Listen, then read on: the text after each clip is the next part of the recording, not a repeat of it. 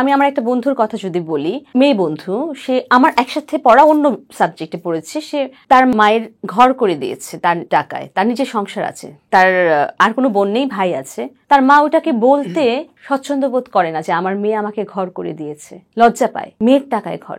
একজন মা তার মেয়ের বাড়িতে যেয়ে 2 রাত থাকতে স্বচ্ছন্দ বোধ করবে না, কিন্তু ছেলের বাড়িতে থাকাটা তার অধিকার, তার মনের ভিতরে গেঁথে দিয়েছে সমাজটা এরকম করে।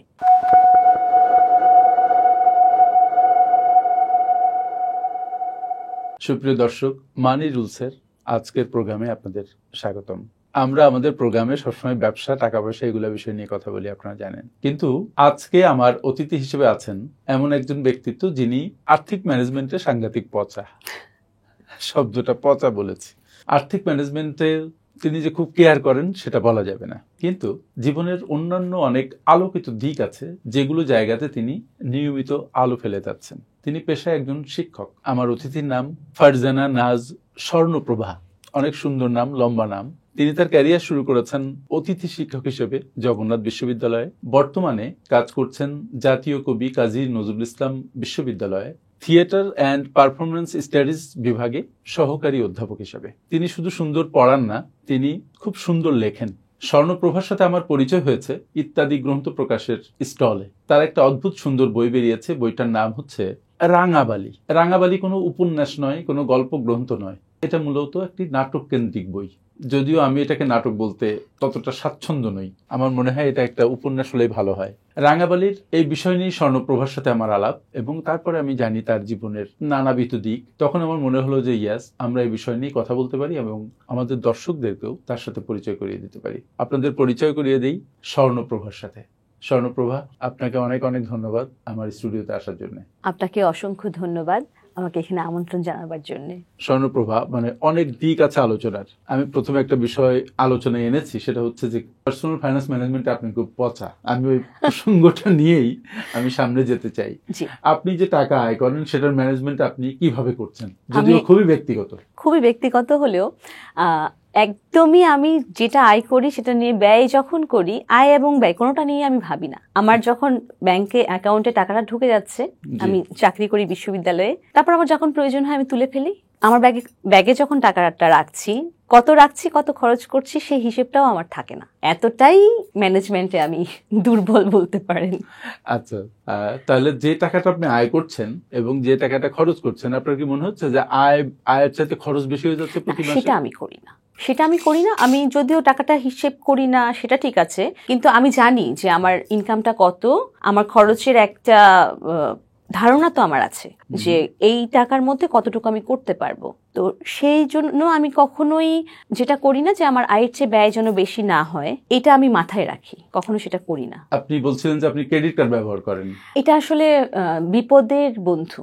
অনেক সময় হয় যে বাচ্চা অসুস্থ বা আমার অসুস্থতা, যেটা হয় যে আমি খুব অল্প টাকা ইনকাম করি। আমরা যেহেতু বিশ্ববিদ্যালয়ের শিক্ষক যারা আছে আমাদের দেশে, শুধু বিশ্ববিদ্যালয় না, একদম প্রাইমারি লেভেল থেকে বিশ্ববিদ্যালয় পর্যন্ত, আমার যেটা মনে হয় যে বাংলাদেশে বেতন স্ট্রাকচারটা খুব দুর্বল। শিক্ষকদের আয়টা, মানে যেটা আমি বিশ্ববিদ্যালয়ের শিক্ষক হিসেবে আমি আসলে মেনে নিতে পারি না। আমার কষ্ট হয় যে একজন শিক্ষক, আমার মা প্রাইমারি স্কুলের শিক্ষক ছিলেন, আমার বাবা কলেজের শিক্ষক ছিলেন, আমি বিশ্ববিদ্যালয়ে শিক্ষকতা করি, আমার ভাই বোন দুজনেই শিক্ষকতার সাথে আছে। আমার নিজের ক্ষেত্রে আমার মনে হয়, বাবা মাকে দেখেছি, শিক্ষক পরিবারে জন্মেছি, যে বাবা মায়ের কলিগরা টিউশনি করাচ্ছেন, সেটাও কিন্তু টাকাটা একটা ফ্যাক্টর ছিল। আমার বাবা মা কখনো প্রাইভেট টিউশনি করানো যেটাকে বলে সেটা কখনো করাননি, কোনোদিন না। টাকার বিনিময়ে কোনোদিন প্রাইভেট পড়াননি। চাকরি করেছেন আমার বাবা, তবে পড়িয়েছেন কখনো কখনো। এমন কোনো স্টুডেন্ট যে একটু দেখালে ভালো করবে, আমার মা প্রাইমারি স্কুলে পড়াতেন, যে বৃত্তি পরীক্ষার আগে এই ছেলেটাকে বা এই মেয়েটাকে একটু পড়ালে ভালো করবে, ওর বাবা মা পরীক্ষা দিতে দিবে না, সেই বাচ্চাটাকে আমার মা ধরে বেঁধে নিয়ে পরীক্ষার হলে কিভাবে দেয়া যায়, কিভাবে প্রস্তুত করা যায় সেটা করেছেন, টাকার বিনিময়ে কখনো করেননি। আমার বাবাও কলেজের শিক্ষকতার ক্ষেত্রেও তাই করেছেন। তো যেহেতু অন্যরা অনেকেই টিউশনি করে কিছুটা এক্সট্রা টাকা পেতেন, আমার বাবা মা পেতেন না, তখন আমাদের জীবনযাপনের যে মানটা, শিক্ষক হিসেবে সম্মান পেতেন, শ্রদ্ধা পেতেন, কিন্তু আমার কাছে মনে হচ্ছে যে টাকাটা একটা ব্যাপার, আরেকটু বেশি হওয়া উচিত। তার মানে এটা কি এরকম যে আপনার ছোটবেলা থেকে আপনার পরিবার থেকে একটা শিক্ষা অটোমেটিক্যালি এসছে যে অল্প টাকায় কিভাবে সুন্দরভাবে চলা যায়, ব্যাপারটা কি এরকম?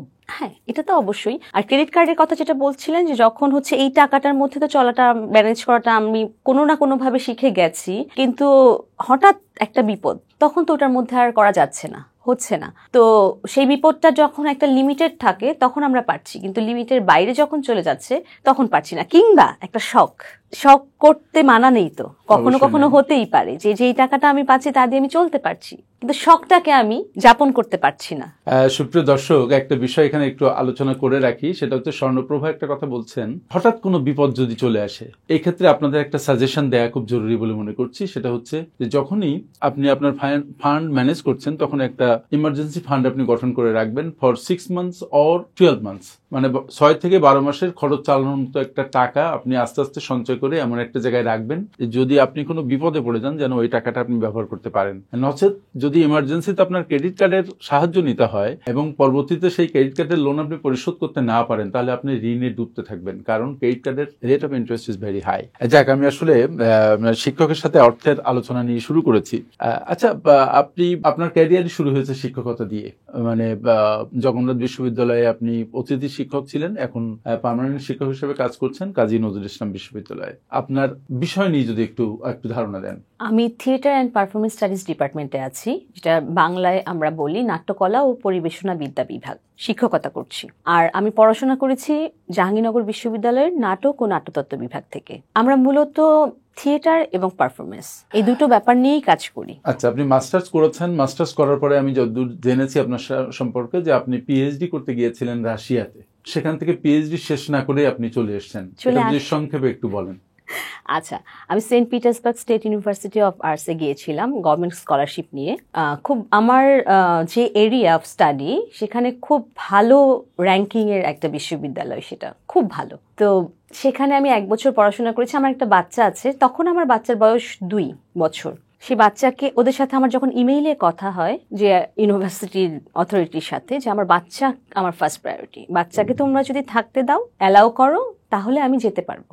ইমেইলের মাধ্যমে ওরা ওকে করেছে যে 4 বছর তুমি থাকবে বাচ্চা সহ, কোনো সমস্যা নেই। ওদের ইমিগ্রেশন পলিসিটা একটু ডিফারেন্ট, ওরা ভিসা দেয়, ওদের একটা নিয়মটা যেটা অন্যান্য দেশের সাথে ভিসার নিয়মটা মিলে না, ওরা বছর বছর রিনিউ করে ভিসাটা। 1 বছর আমি ওখানে পড়াশোনা করলাম।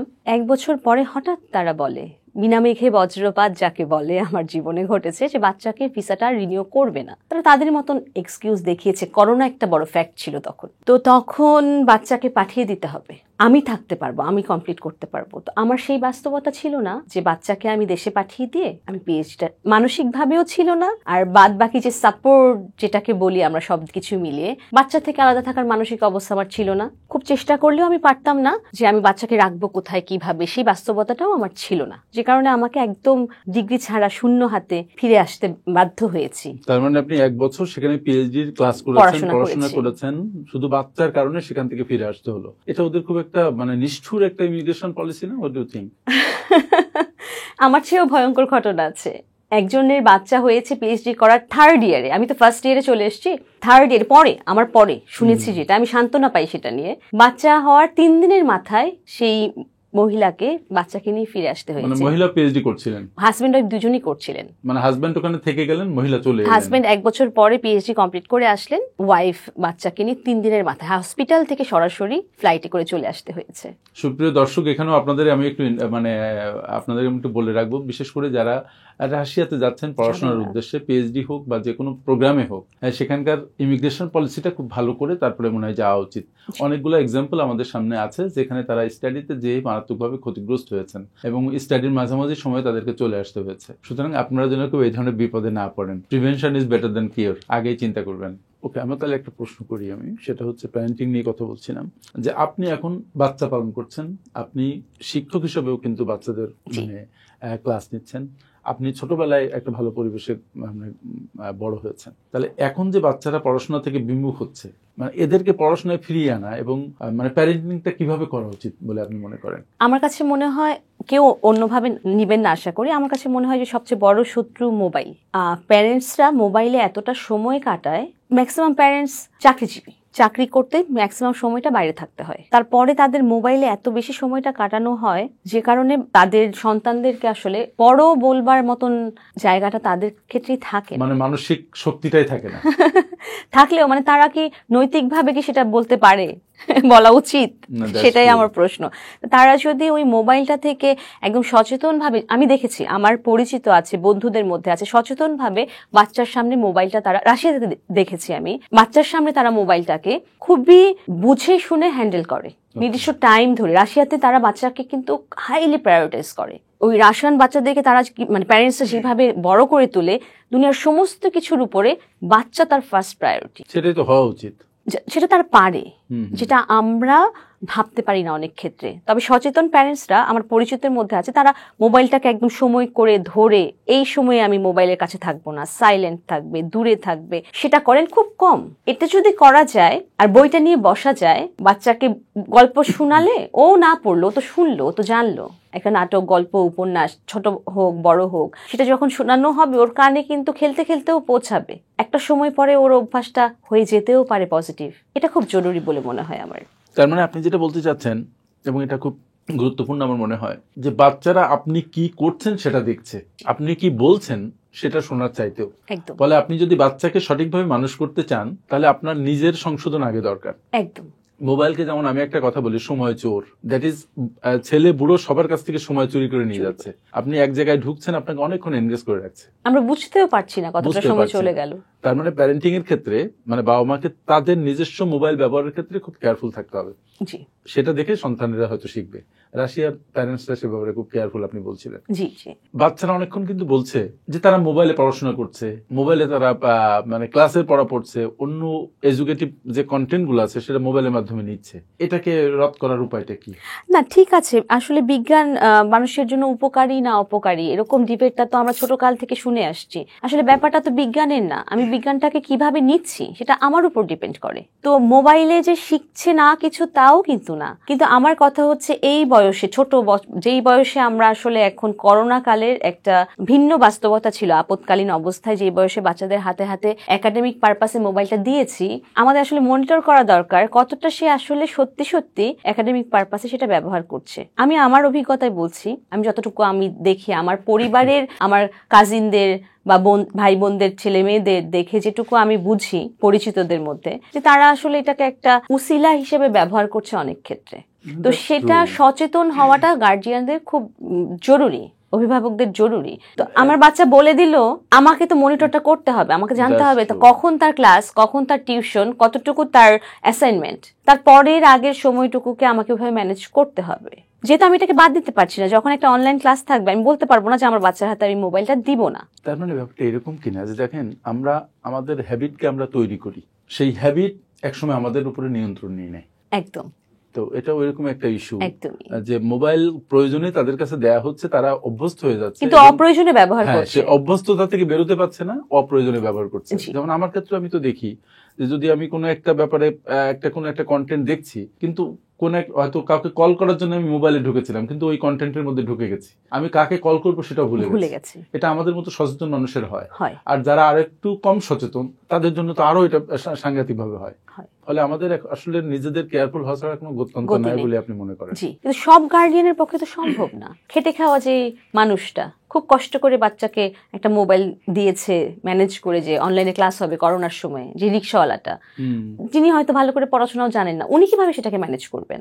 তো আমাদের আসলে একটু ভিন্নভাবে পুরো সমাজটাকে নিয়ে ভাবাটাও খুব জরুরি। এখানে হলিস্টিক অ্যাপ্রোচটা হচ্ছে যে মানে সমাজকে নিয়ে, সমাজ ভাববে, সব পরিবার আসলে ভাবতে পারবে না, সবার সে ভাবার সক্ষমতা নেই। আর এই জন্যই সোশ্যাল সায়েন্টিস্টদের দরকার হয়, সমাজে ফিলোসফারদের দরকার হয়, এগুলো তো হয়।